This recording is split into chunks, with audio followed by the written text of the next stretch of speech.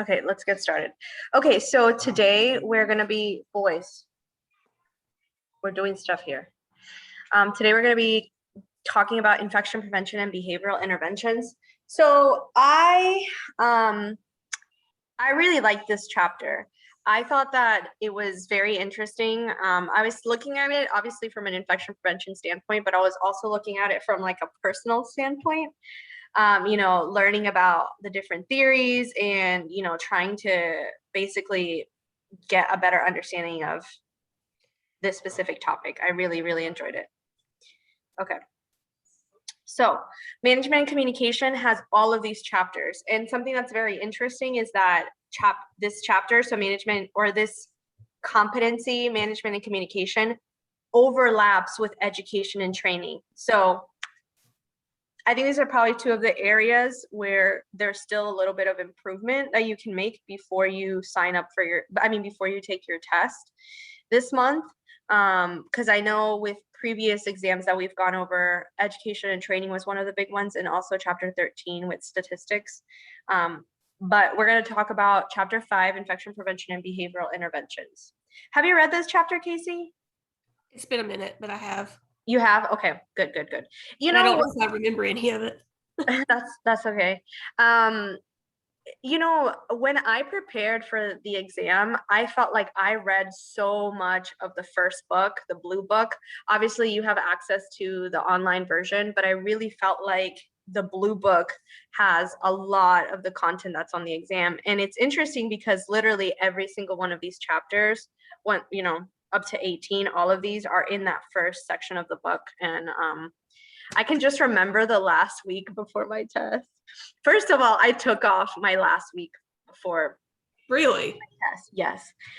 So when I was at the health department, we had an assigned week the week before we tested to take off to like do your last minute prep and stuff. And I just remember I was just reading, like trying to just read as much as I could of the blue book. I don't remember even touching any of the other books but the blue book. Okay. So key concepts. Let me see if I can move you down here. All right, yes. Key concepts. Programs to influence the human behavior aspect of infection prevention must be strategically planned with reference to relevant behavioral science theories. Even with sophisticated theoretical underpinnings and best practice implementation, behavior change theories are rarely fully successful. The current state of health promotion and behavior theory application is not sufficient for the complexity of most behavioral challenges, including those in healthcare environments. Use of theory will improve our success, not assure total victory over behavioral problems. A focus on behavioral change must be supported by organizational policies and procedures and environmental strategies to enhance the effect obtained by behavioral strategies implemented through infection prevention and control programming. Okay, so the biggest thing for me that I gathered from reading this chapter is that we have a lot of things that overlap in theories. A lot of the theories focus on human behavior. How do we get to change that human behavior? And they explore our relationships between our behavior, our environment, our personal beliefs, and how we are able to implement change. So what my recommendation to you is, for this test, you have to know the basics for all of these different theories. And so you have to try to remember what each theory encompasses and what their method of understanding human behavior is. And that's really overwhelming. I was having this conversation today with one of my colleagues. She works over at CDC. I was texting her and I was telling her, she's like, how's the weekend going? And I'm like, you know what? This is really cuckoo bananas. Like, the fact that infection preventionists are expected to be experts on so many different things, it really just hit me today when I was sitting down and I was learning about these theories. And I'm like, you know that there are people who spent their entire lives studying human behavior, coming up with these types of theories. There is literally an entire master's program out there on behavioral health. Like, this is actually something that people excel in, study, like their entire lifetimes to understand. And as infection preventionists, we're coming in and expected to really understand so many different things. And I understand why this test is so challenging. But I really, honestly, the more I think about it, I'm like, this is why I love my job so much. I'm always being challenged. I'm always having to learn and having to review things. Like right now with studying for the vascular access test, I'm like, there are vascular access nurses and infusion therapy nurses who have literally spent their entire careers to know this information and to be able to put this into practice. So I guess what I'm trying to say is that I love my job, and that this test is just, it's more than knowing the information so that you can pass this exam. Like, this actually applies to a lot of what we do. Okay, so we have two challenges for change implementation: technical versus adaptive. Technical is defined as those that can be solved by the knowledge of the experts, whereas adaptive learning requires new learning. Technical work is easier than adaptive work, yet as the what, it is only about 20% of the change. Adaptive work, the greater percentage of transition, is the how, where the community that needs to change must engage in process, overcome resistance, and put new wisdom into practice. Infection preventionists have been far too simplistic in their approach to addressing the human factors of healthcare, whether the focus is on the educational component of patient care or advancing the adoption of best practices among healthcare personnel. Courageous leaders in infection prevention will ask hard questions to be sure that what passes for routine practice is ultimately evidence-based and not just a matter of tradition and convenience. So what I really gathered from this portion is, when we're focusing on technical versus adaptive, with adaptive, we're focusing on how do we get these processes to change? And that's a difficult part. So what we know, right? What the best practice should be, what our clinical expertise in the field is telling us is the right approach. But that adaptive work of trying to get there and how we do it is really going to be the most difficult thing of doing it. And I experience this on a daily basis. It's like, how can we get this hand hygiene rate to go up? How can we get, better, adherence and compliance with our dressings? How can we, it just makes a lot of sense. So these are the behavioral theories that they want you to focus. That they want you to focus on. So these are the behavioral theories that you're going to need to know for the test. Behavioral science theories used in health promotion are based on rigorous testing of components or constructs of a researcher's ideas. Scientific behavioral theories have a long gestation period during which the research team will carefully add, subtract, and modify factors, always working toward a better way to predict how people will act in a given set of circumstances. So these are the behavioral science theories you need to know. You need to know the health belief model. Personally, to me, the health belief model is one of the more challenging ones, even though it's the oldest one, just because it has a lot of components and a lot of definitions. And so I find it a little bit challenging. I watched, I think, 3 videos on the health belief model today. And I'm still like, okay, right. Okay, modifying factors, this, and this. That's one that you may have to, review a couple of times. Then there's a social cognitive theory. The Transtheoretical Model is one that I really, really like. I like that one. Diffusion theory, and then organizational development theory. I really feel like these top 3, knowing your health belief model, the social cognitive theory, and the Transtheoretical Model, are going to be some of the ones that you're going to want to really focus on, ensuring that you know the differences between those theories. Okay, so information and behavior change. Healthcare personnel are seemingly hardwired to address health education problems by giving people information. Telling or giving people information may take the form of one of several strategies, including one-on-one exchanges with patients or healthcare personnel, group teaching, instructional materials, or electronic media. While giving information may have a role in bringing about change, it is rarely self-sufficient. One of the things that they mentioned in the text for this section was patients and non-compliance with medications, like taking their medications appropriately. So thinking about how much time do we spend trying to educate patients to ensure that they are taking their medications as prescribed, and they still aren't doing it, right? I mean, this is still something that isn't being done. And what they want you to understand is that it is not enough to provide people with information, right? So we want to focus so much on education, but does education really lead to behavior change? There has to be other factors that come into play to fully basically ensure that behavior change occurs. So precede and proceed. Precede and proceed is a health promotion planning model that shows that an educational diagnosis which proposes that a target behavior stated as a behavioral objective.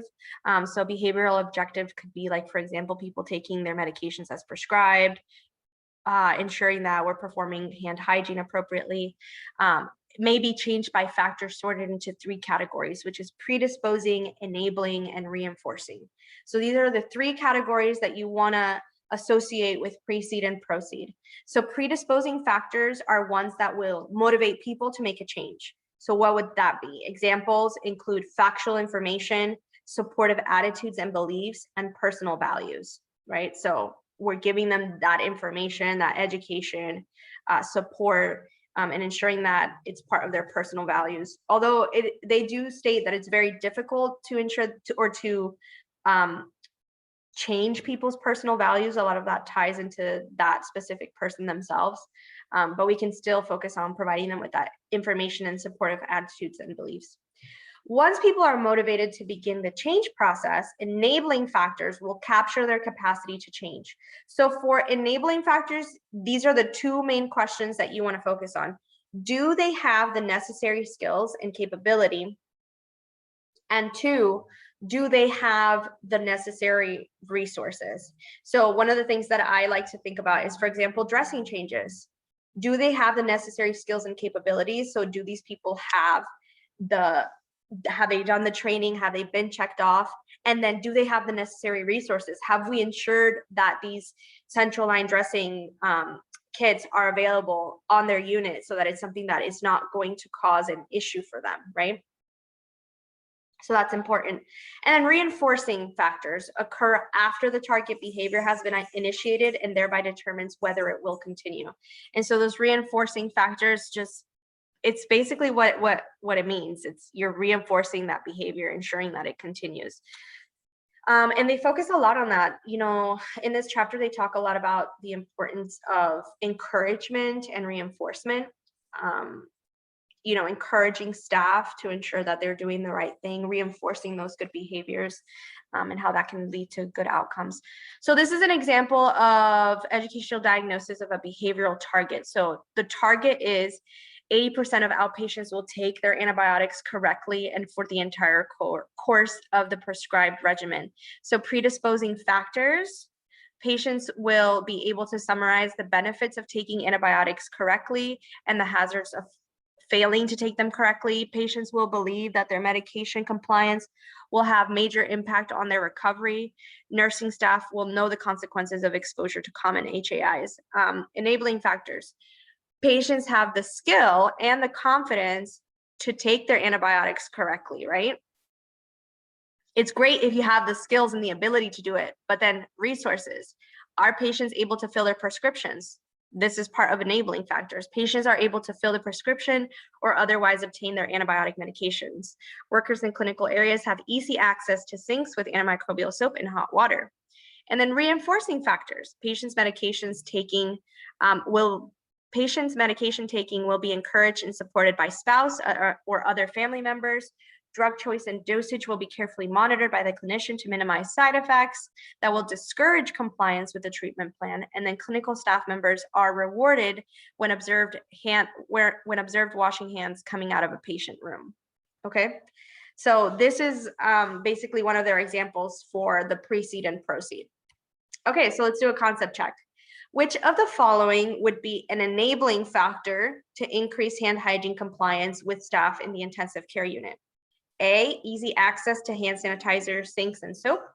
B, staff rewards for good hand hygiene.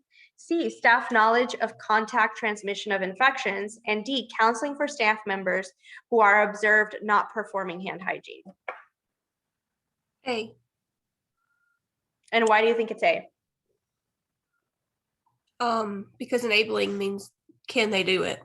can they have it around and they have easy access to hand sanitizer, sinks, and soap? Yeah, good. What would you say, which category would you put staff rewards for good hand hygiene?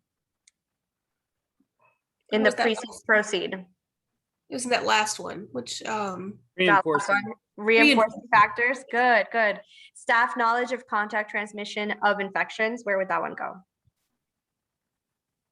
The first one, what was it? Predisposing. Yeah. Okay, good. And then counseling for staff members who are observed not performed hand hygiene. So I don't know exactly which category that would fall under, because for this specific model, they focus a lot more on encouragement and reinforcement rather than it being like a negative way of assessing it. So for example, in the book, when you read the book, one of the examples that they give you is when you're trying to improve hand hygiene, rather than coming at a healthcare staff member and saying, you didn't perform hand hygiene, it would be like, it's really important for us to perform hand hygiene to keep patients safe. What can we do to help ensure that you do that? Is there something that's missing? So you make it about what can they provide? You don't make it about it being punitive. Make sense? So yes, you're correct. It is A, easy access to hand sanitizers, sinks, and soap. Once people are motivated to begin the change process, the enabling factors will capture their capacity to change. This usually boils down to two issues. Do they have the necessary skills and capability? And do they have the necessary resources? For example, if the objective is for staff to use best practice gloving procedures, they are able to perform the technique. If the objective is for family visitors to the hospital to carry out the best practice hand hygiene, do they have access to hand sanitizers? Enabling factors may be managed by training and coaching for skill development or by helping people obtain access to the needed resources. Good. Okay, next is the health belief model. So this is one where I was like a little overwhelmed. There's a lot of different components to this model, and so you have to know what each component means and how it attributes, or how not attributes, but how it has an impact on the model. Does that make sense? So it's like if they give you an example of what a cue to action would be, you need to be able to recognize, oh, that falls under cues to action versus benefits minus barriers or self-efficacy.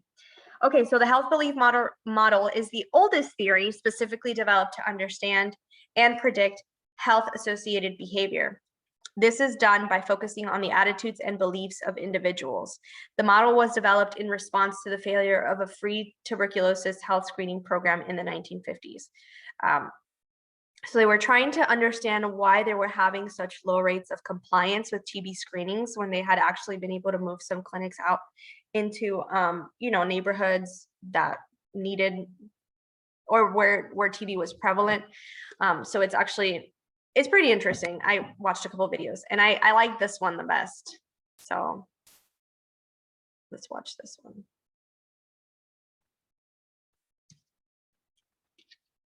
So the health belief model was one of the original models in behavior change coming out of the United States Public Health Services in the 1950s.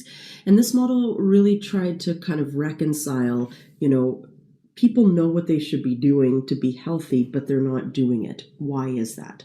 So it started to kind of look more at what are some of the beliefs that are locked in to affecting someone's ability or desire, I should say, to change their behavior. So what they specifically argue is that our belief in the threat of an illness, so how bad is it to really get obesity? Am I really worried about becoming obese? Am I really worried about getting diabetes? Am I really worried about getting lung cancer? Plus, our belief in the effectiveness of a proposed behavior. So, okay, let's say I am worried about getting lung cancer. Is quitting smoking really going to make a difference? Well, yes. The answer is yes. But a better example here is if I really don't want to develop obesity, is physical activity really going to be effective for that? Is it actually worth the effort? Do I care enough about the risk? And do I really think that the effort of physical activity is going to make a difference? Okay, so there's several theoretical constructs to this this model, some that were part of its original iteration and some that were added later added in later. Okay, so the kind of people's perceptions around their susceptibility to disease, how severe that disease is, and what are the perceived barriers and benefits to that activity. That's part of the original theoretical framework.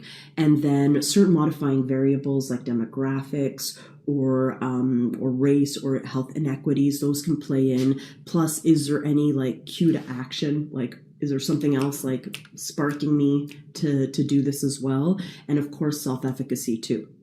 Okay, so they argued that some of those things that I just talked about are going to speak to someone's really desire desire to, but also their actual engagement. So we're not even talking about the intention here. We're talking more of, are they going to do it or not?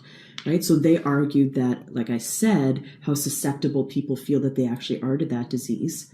So for instance, let's go back to obesity. Obesity is a good example here. So let's say someone has just a lean figure and their family all were lean, their family never exercised and always ate a lot, but they just have lean genetics. Okay. So their perceived susceptibility to obesity is going to be really low.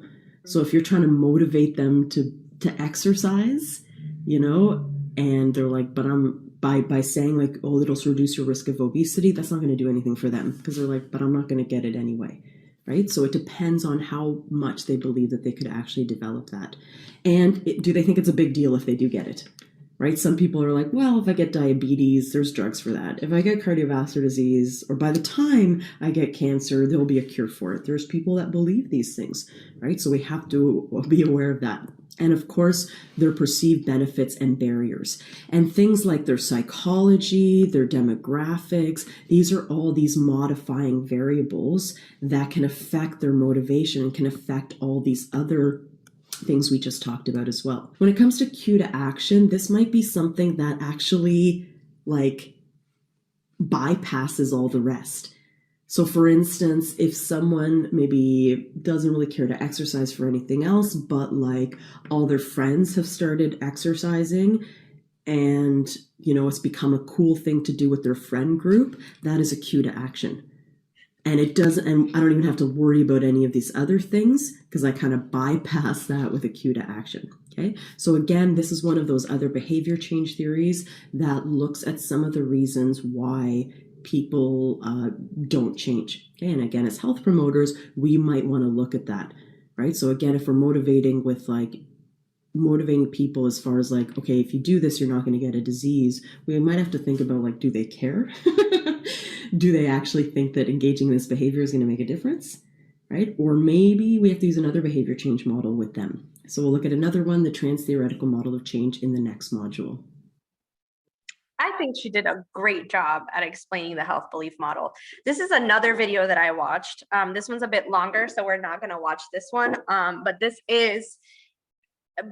one was done by a MPH student, and I thought it was really good. He talked about that same information, that same theory, but I felt like he just went a little bit more in depth and gave a little bit more examples. So it's a bit more thorough. Okay, so health belief model continued.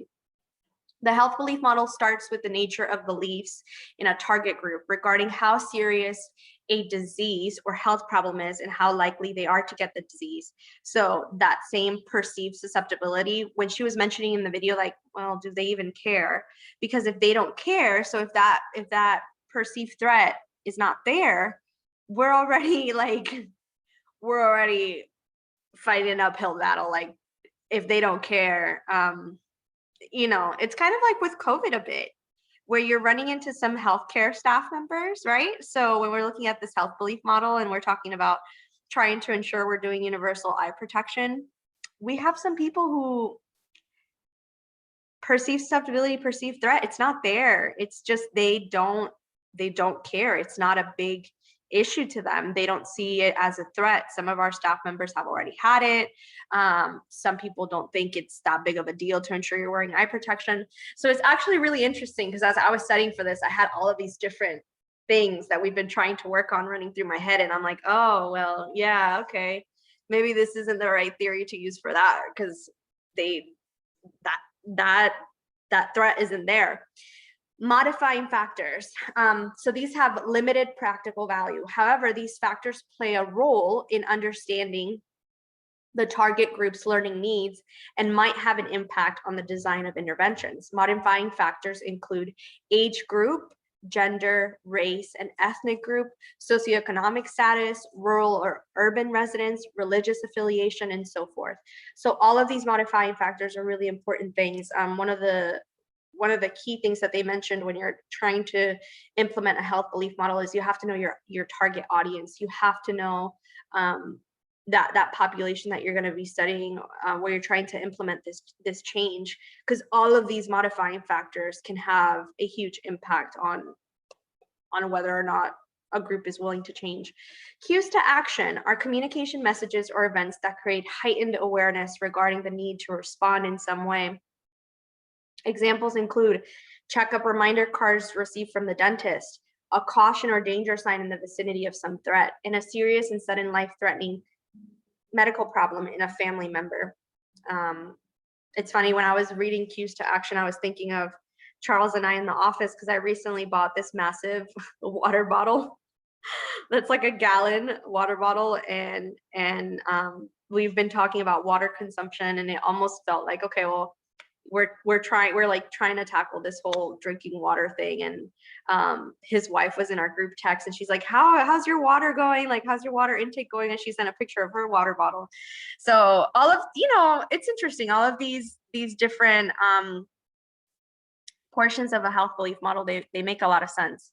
Okay, so next we're going to go over the benefits minus the barriers, which is like the pros and cons. People will weigh the pluses and minuses, or pros and cons, and that will help them determine whether this is an action or a behavior change that they actually want to implement. So for a behavior change to occur, the person must anticipate some gain: better health, social approval, financial savings, improved functioning, pleasure, and so forth.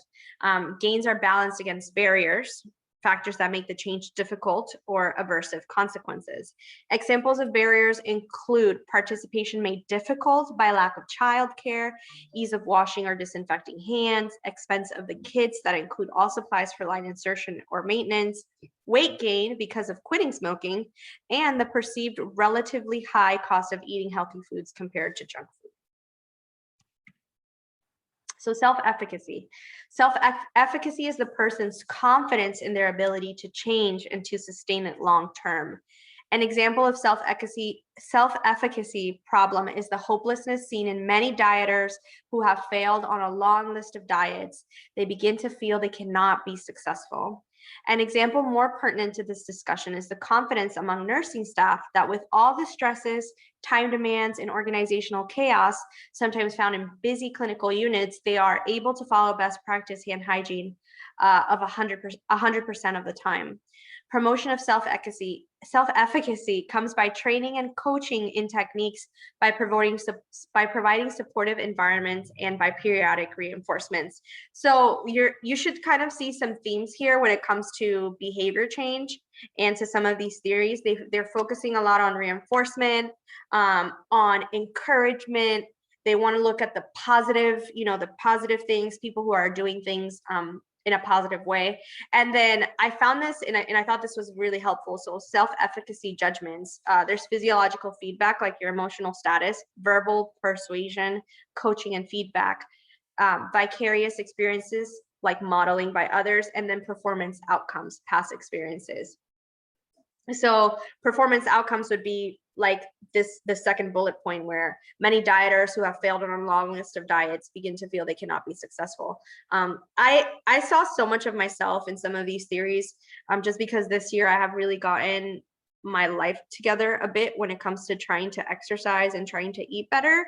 And I attribute a lot to that, about learning about my tendency, the 4 tendencies, knowing that I'm an obliger and the things that I need to be successful. But as I am looking at these behavioral theories, I'm like, I can pick all of these little pieces of my tendency. Like, for example, in here, they're talking about, coaching and feedback. That's important to somebody like me. When you're an obliger, you need that accountability, you need that coaching, you need those different types of things. So I just really enjoyed this chapter. Okay, so we're moving on to the next theory, which is social cognitive theory. So the social cognitive theory is built around the interaction of the person, so their knowledge, temperament, internal motives and skills, their behavior, and the environment, physical, social, and organizational. The interaction of the three components is called reciprocal determinism. So once again, we're looking at all of these different factors that can affect human behavior, and they are very similar to some of the things that we discussed in the health belief model, but they're portrayed in a different way. So as you can see, the arrows here, they're going in both directions. So with this theory, social cognitive theory, it's basically stating it goes both ways. So environment affects behavior and behavior affects the environment.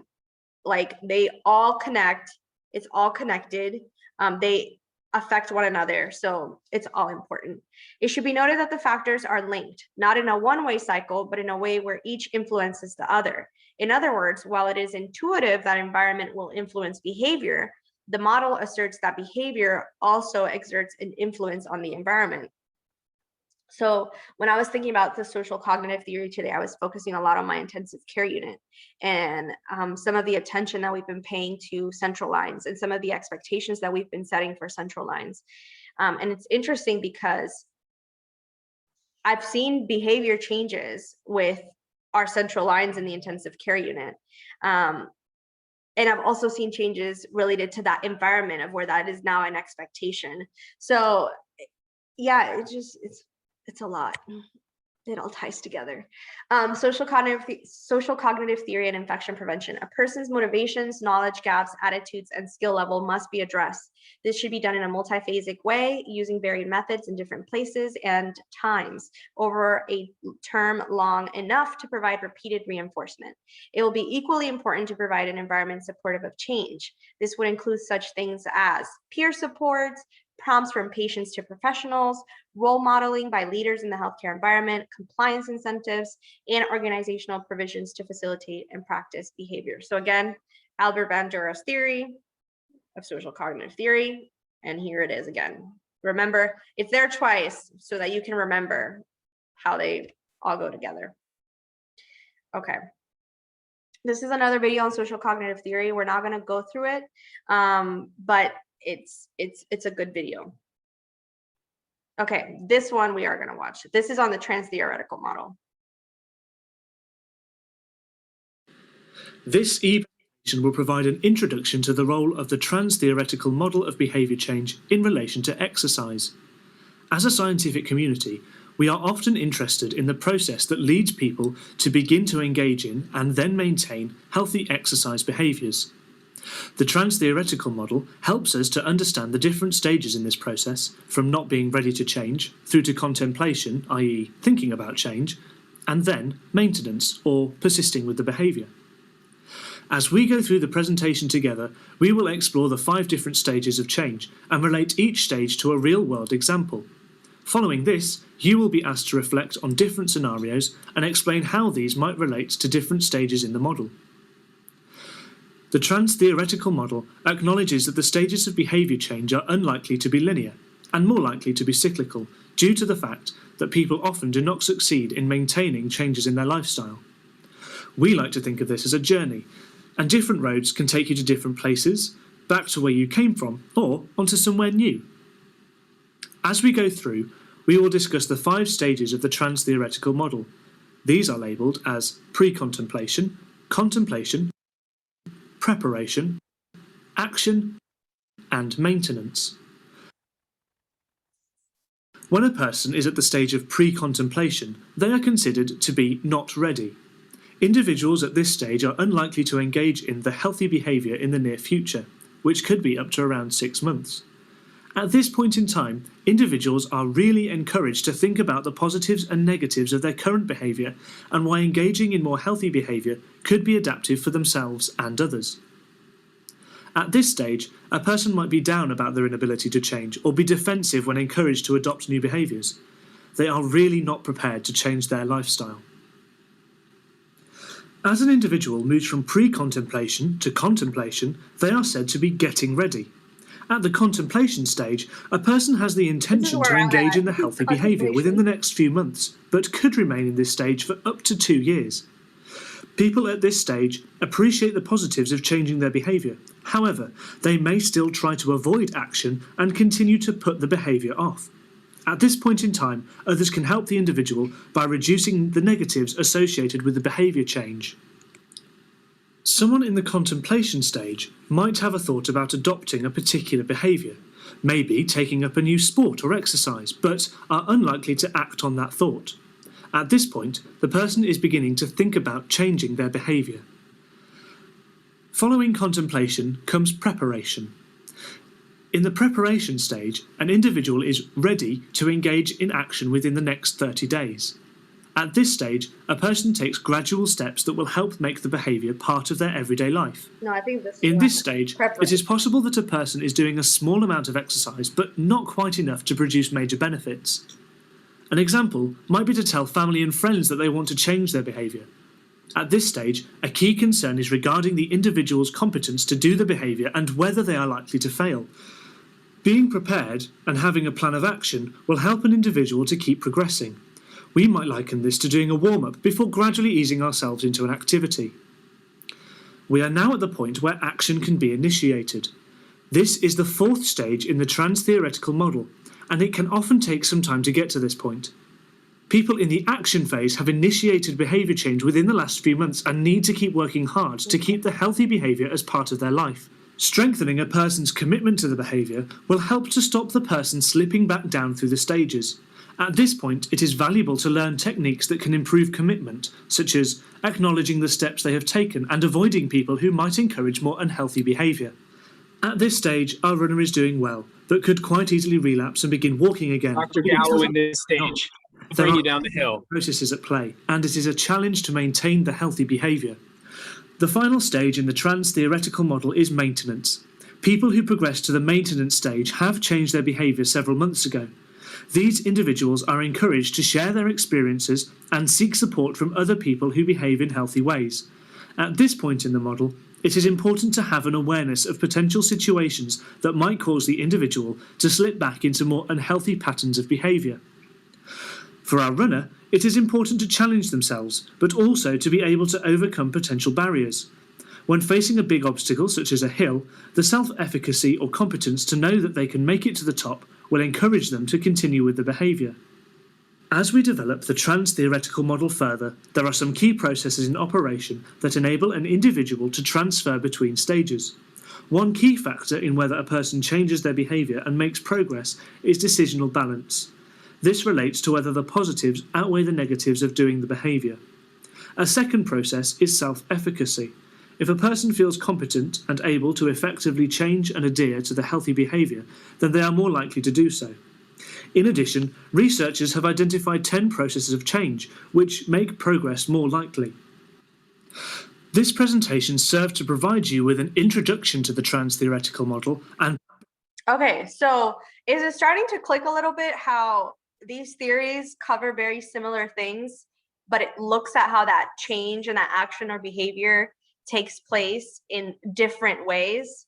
So for example, when I was listening to him talk about the pros and cons, it reminded me of the health belief model, right? So it's like they cover very similar information, but you're looking at how to ensure that that process or that behavior change takes place, right? And so I really like the Transtheoretical Model. by no means provide... Because I just feel like it sums up my entire journey with exercise my whole life. And so it's very relatable. It's very relatable. What I like is that the way that they explain it in the text is they really focus on readiness. So is the person ready for that change to happen? Yes, they're ready. No, they're not ready. Like for example, for me, I got I injured my back like 4 weeks ago, and I still haven't gone to work. I haven't started working out again, but I keep telling myself like, okay, this is the week. This is the week that you're going to do it. So that's why I was saying, oh, I think I'm in the contemplation phase. You know, I think I'm still contemplating it, but I haven't actually done it yet. So for any given health-associated behavior, people will have diverse orientations to change. Some will be unaware that a particular change is a desirable option, whereas others have already completed the change but are at risk of reversing their progress or relapsing. In the healthcare environment of a large institution, healthcare personnel will be at all levels of readiness to change as outlined by the Transtheoretical Model. Perhaps the major group, the clinical professionals with advanced degrees and training, will be in the maintenance stage of readiness with a history of applying infection prevention techniques. Yet, because of the lack of reinforcement or expectation of the organization, they are at risk for relapse to substandard practices. So this goes back into what you permit, you promote. So if you're permitting this type of behavior to take place, you're promoting it, right? So expectations of the organization, I think are really important. And here is the stages of change displayed a bit differently with the video. They displayed it as a hill. This is the stages of change. I like that it's the upward spiral and you learn from each relapse, because like they said, you can go from being in the contemplation, preparation, and then being prepared, and then going back to the contemplation. Like, okay, I had I really meant to make this change happen, and then I'm like, it's a problem, but I don't know if I'm ready to do something about it. So I really like that I go through this all the time, so I feel called out by this theoretical model. But I think it's great. Remember, with your transtheoretical model, you're going into readiness. Remember, you have your pre-contemplation, contemplation, preparation, action, maintenance, and relapse. That goes with transtheoretical model. That does not go with health belief model or precede, proceed. You have to remember what the components of each different model are going to be. So positive deviance. Positive deviance is a behavioral change approach that is based on the observation that in any community, there exist individuals who have found uncommon practices and behaviors that enable them to achieve better results than their peers, despite the similarities of problems and available resources. This theory is grounded in the assumption that in every community, there are untapped assets or resources. With the positive deviance approach, sustainable behavioral and social change can be achieved through identification of solutions that already exist within the system. So I really like this picture because it says positive deviance is like a flashlight. It helps us discover what already exists. So you already have these team members at your hospitals who are doing fantastic things. So what this theory is basically saying is go to those people and talk to them. How is it that they're able to rise to the top and do what they're supposed to do? One of the key principles of positive deviance is that the community must own the entire process. They must discover the uncommon successful behaviors and design ways to expand them into uncommon practices that are used consistently, monitoring their own progress. So positive deviance is like a flashlight. It helps us discover what already exists. This is a short one. What keeps you awake at 2 o'clock in the morning? Whether it's the well-being of your children or a problem in your community or organization, the challenge you're facing might seem intractable. But what if the solution to your problem already exists, hidden in plain sight? Positive deviance is about identifying and solving complex problems by learning from the people who succeed despite their challenges. In the last 30 years, positive deviance has helped millions of people in more than 65 countries solve their complex problems, thereby contributing to social change. A unique feature of the approach is that in every community there are certain individuals, groups, or organizations who are positive deviants. They have unique behaviors or strategies that enables them to easily adopt better solutions to prevalent problems than their neighbors, while having access to the same or less resources. When community members discover what works, they can incorporate the behaviors which produce better outcomes. This approach was instrumental in reducing childhood malnutrition in Vietnam from 52% to just 6% in the years from 1991 to 2000, because Vietnamese families who were positive deviants shared their uncommon behaviors and enabled others to adopt these. Between the years 2005 to 2010, staff from more than 20 hospitals and the largest healthcare system in the U.S. developed methods which reduced hospital-acquired MRSA infections by rates as much as 80% and sustained the improvements. And in 2018, women entrepreneurs from Palestine tackled the financial inequality problems and learned from other women just like them and family members how to generate independent incomes, while Palestinian men prevented the problems with child and cousin marriages by learning from each other and giving each other advice. So how do you determine the seemingly intractable problems, discover the positive deviants and their way to the solutions, and help them share their behaviors with the community while keeping track of progress? Go to www.positivedeviance.org to find out. So cool. Oh, sorry. So in the text, they talked about this specific example. So they said positive deviance and infection control. Positive deviance using a nurse call system to evaluate hand hygiene practices. So this is where, so I was like, what? How positive deviance, call systems, hand hygiene, how does it all come together? So I'm going to start with the second part here. So solutions suggested by the positive deviance included changing the locations of the alcohol rub dispensers to allow easier access and use, providing a daily supply of liquid alcohol for concurrent surface cleaning in the rooms, and changing the procedure for monitoring the consumption of alcohol rubs. This procedure was initially performed by a single staff member every 48 hours, but gradually evolved to become the responsibility of every professional involved with patient care at the end of the shifts. Sorry, let me move this here. The additional metric of compliance with the use of alcohol-based hand rubs by the nursing staff was initially proposed in one of the positive deviance meetings. Based on this suggestion, we began to provide monthly reports on the ratio of hand sanitizer consumption to nurse visits to patient rooms as the number of alcohol rub aliquots dispensed divided by the number of visits. So this is the example that they chose for positive deviance. Okay, so this is probably one of the funnest parts of today, was learning about Herzberg's explanation of job enrichment. Our hour is almost up, but you know what? It's fine. I would really suggest that you guys watch this. I thought it was really, really cool, learning about basically I want to learn more about it. Actually, I was like, this is the one that I watched the most videos on. And this isn't actually in the text. There's a question, which is why I put it on here. But it's just really interesting. He talks about, oh, wait a minute.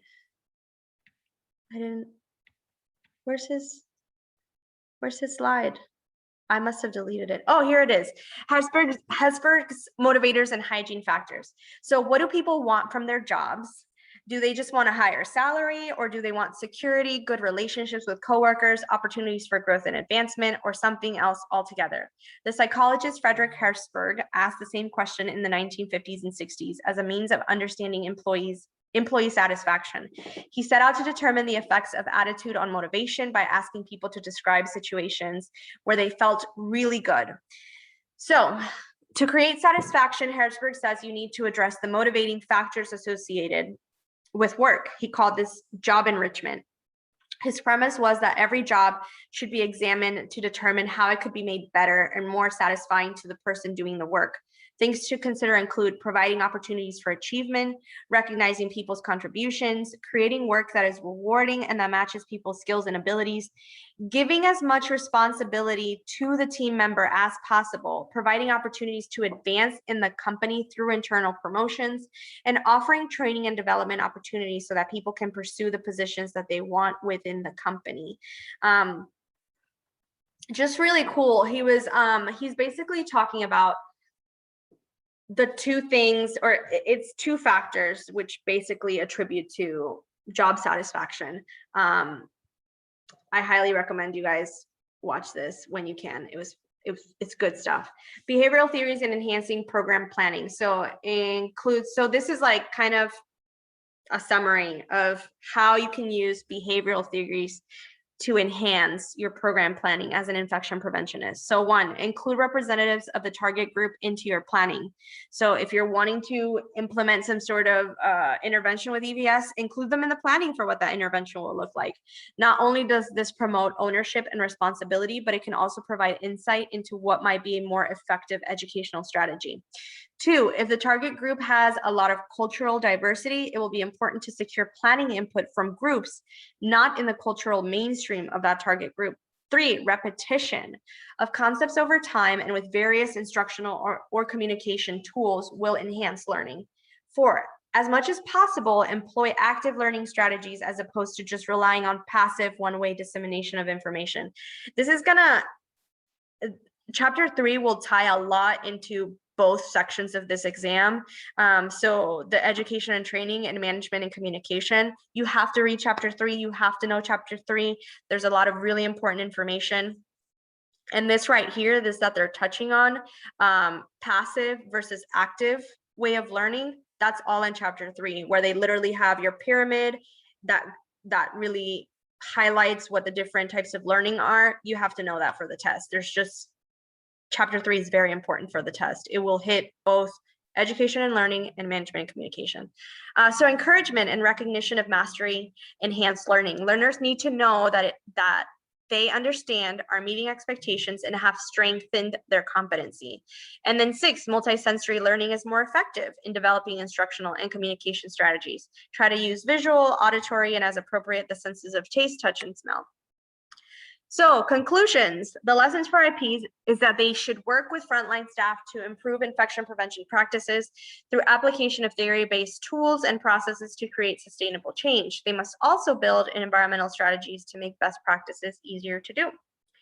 Examples of this include the number and placement of sinks and hand sanitizers, the easy availability of gloves and supplies needed for standard and transmission-based precautions, active involvement and encouragement by institutional leaders so that a safety-oriented climate is reinforced and sustained, use of soaps and sanitizers that are less irritating to skin, devices to monitor the frequency and duration of hand washing, and automated electronic prompts to remind staff to perform hand hygiene.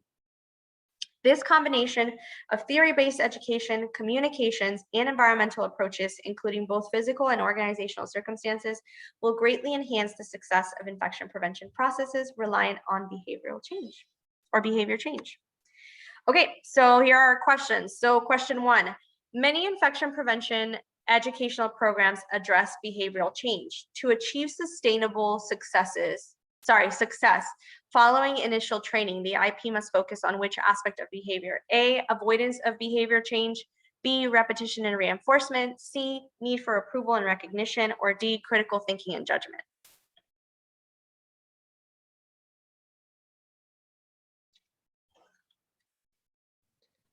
E, repetition and reinforcement.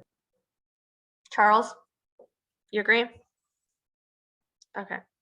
Repetition and reinforcement is correct. Behaviorism is an approach to psychology that combines elements of philosophy, methodology, and theory.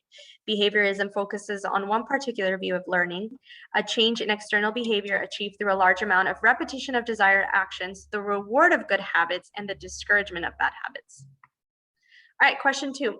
Which of the following scenarios is an example of the preparation phase of the Transtheoretical Model? A, auditing reveals that staff compliance with personal protective equipment use has increased in the last month. B, data is showing a 96% compliance rate for PPE use in the last 10 months. C, staff are discussing strategies to increase PPE use at the monthly staff meeting. Or D, staff are questioning why they need to wear PPE when caring for patients in isolation. C. C.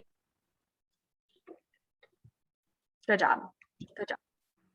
Great job. Okay, question 3. The IP, I'm gonna let you guys read this one. I'm gonna go to the bathroom. So read question 3, I'll be right back. Pictures in the way. How do I move that? Oh, there it is.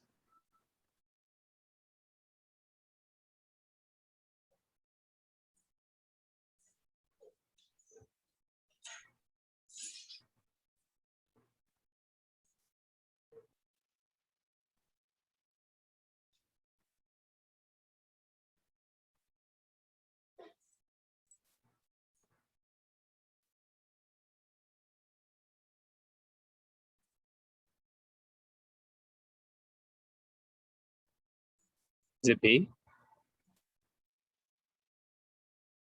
I have no idea. I was thinking the age and then maybe D. According to the model, which of the following are examples of modifying factors? So what can we change? Modifying factors, health belief model.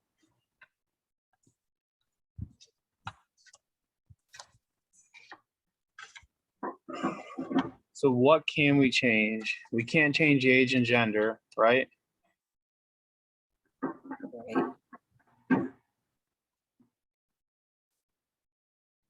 Okay, what was the answer? According to that model, which of the following is an example of modifying factors? The health belief model. Which one did you guys pick? We both picked different things. Okay, Casey, what did you pick? C. She picked C. What did you pick, Charles? B, Okay, so neither of you picked the right answer. right? Okay. We figured that out.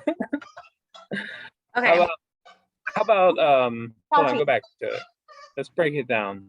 No. Let's go because that means that we need to. Sachi, what are you doing? We're having a study session, buddy. He's like, I don't care. Okay, let's go back to our modifying factors. Okay.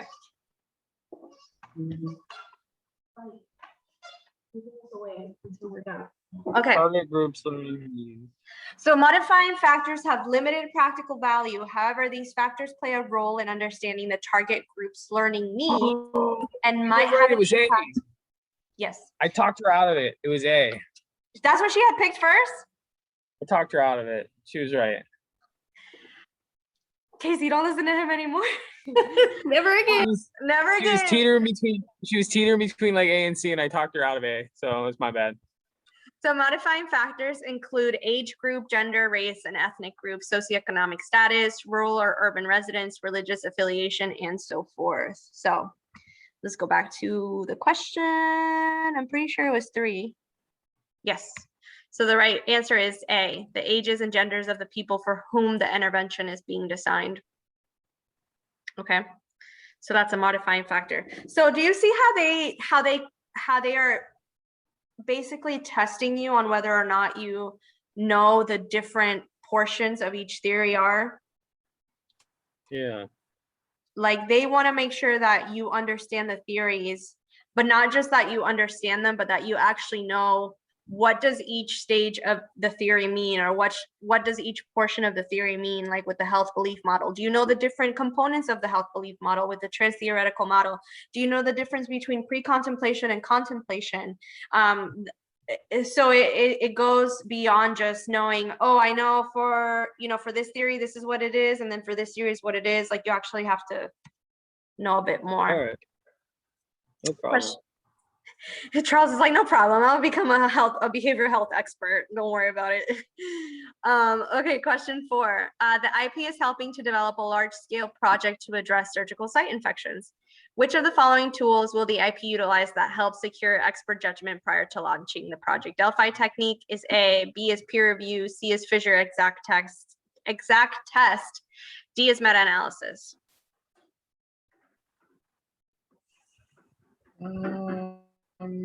Expert judgment.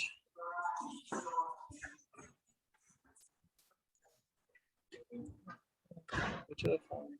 If you're trying to find expert judgment, wouldn't it just be peer review? Yeah. No, it's not. So for this one, it says that the correct answer is Delphi technique. Delphi technique is a structured communication method that solicits opinions from a panel of experts who answer questionnaires in 2 or more rounds. After each round, the responses are summarized and redistributed for discussion. The experts are encouraged to revise their earlier answers in light of the replies of other members of their panel. Common trends are identified, outliers are examined, and a consensus is reached. Delphi is based on the principle that forecasts from a structured group of individuals are more accurate than those from unstructured groups. So Delphi technique's the bomb. Okay. All right, question 5. The infection, I forgot to hide the answer, so it's right there. So question 5, the infection prevention manager has been directed to design a new system for house-wide surveillance of CLABSI in a 300-bed urban community teaching hospital. This is interesting because they said that this is part of chapter 5, but when I went online and I read this whole chapter, I did not see them discuss these different things at all. So I'm a bit confused on how they're saying this is related to chapter 5. But anyway, which of the following tools would be most appropriate to help ensure that all aspects of this large scale project are addressed? A detailed contingency plan, a summary of the scope of work, a quality management plan, and a work breakdown structure. So when Casey and I were reviewing this answer, we both picked C, a quality management plan, but that was unfortunately incorrect. So a work breakdown structure. A work breakdown structure is the decomposition of a project into smaller components. Elements of the plan may be a product, data, service, or any combination thereof. A work breakdown structure also provides the necessary framework for detailed cost estimating and control, along with providing guidance for schedule development and control. Cost estimating and control. Interesting. So I'm pretty sure this is the last slide. Oh wait, no, just kidding. The infection prevention director is revising roles within the infection prevention team to better utilize individual skills and increase the effectiveness of the infection prevention and control program. By exploring ways to add responsibilities, to use additional skills and abilities, and to include more recognition, the director is accomplishing A, job enrichment, B, job enlargement, C, job intensification, or D, job rotation. A. Yeah, so this is the only one I covered because it's the answer. And honestly, you guys should really go learn a little bit about more about job enrichment. His stuff is pretty good. I've watched like a couple videos on this on YouTube and I'm like, wow, this makes a lot of sense. Like he was talking about how the first thing that people need is they need to be basically in a good environment, like salary ties into that, the communication with your coworkers ties into that. And he's like, that's like the very first basic things that an employee needs to be good at what they do. But then he talks about like motivation. He talks about the differences between movement and motivation, like what causes a person to be motivated. And he goes, I can change batteries. Like I can change the batteries for a person, but if they don't have their own generator, they're not going to be motivated to do their own things. So it's just really interesting. And then another one of the concepts that he talks about is ensuring that people are given enough responsibilities to really take ownership of their role, which I think is really interesting because as Marwell and I have been studying for our vascular access certification, one of the things that they really talk about is ensuring that people are practicing like at the top of their license, that like basically ensuring that they are doing everything that they can do, that those responsibilities are theirs. So job enrichment is defined as a way to motivate employees by giving them more responsibilities and variety in their work. The concept was developed by American psychologist Frederick Herzberg in the 1950s. According to Herzberg, a well-enriched job should contain a range of tasks and challenges, varying difficulties, meaningful tasks, and feedback, encouragement, and communication. Allowing employees more control over their work can stimulate their desire to succeed. So I really liked learning about job enrichment because I thought it was really interesting and I could understand why I feel so happy to work where I work. Yeah, so this whole behavior thing, it's a lot. So this chapter was like for you, Casey, but then it ended up being like this journey of introspection for me. Because I'm like, I want to make sure she understands these theories and that she gets an idea so that she can perform well on her test. But then it ended up being like this bigger thing where I started to I even learned a little bit about myself when I was doing this for you. So it was good. I'm glad I did it. I appreciate it.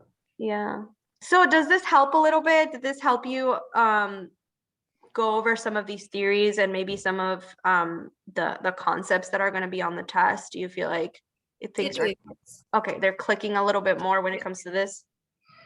Okay, good. So that's pretty much it. That's all I had for tonight. It was just chapter 5. and some of those questions. And then, did you get a chance to retake any exams? Not yet. I'm Not sorry. yet? No, that's okay. I ended up working all day yesterday, all evening Friday and all day yesterday. So It's not a big deal. It's not a big deal. It's fine. Just deep breath, relax. So when you do get a chance, let's go ahead and try to go through some of that. So I'll text you so we can decide whether or not we want to meet more this week, since right. we're almost there. Because I'm willing to do that. If we need to sit down and go over some more things, I'm more than happy to do that with you. Okay. Thank you. Okay, that's it. Thank you, Charles, for joining in. Hope you had a good time. All right, bye guys. Bye. Thank you. Bye.